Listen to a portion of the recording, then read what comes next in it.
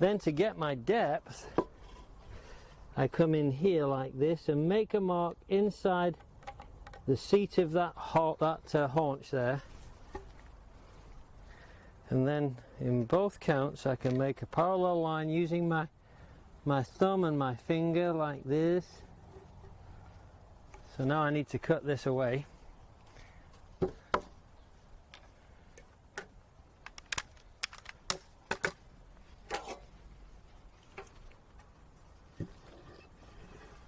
Now then.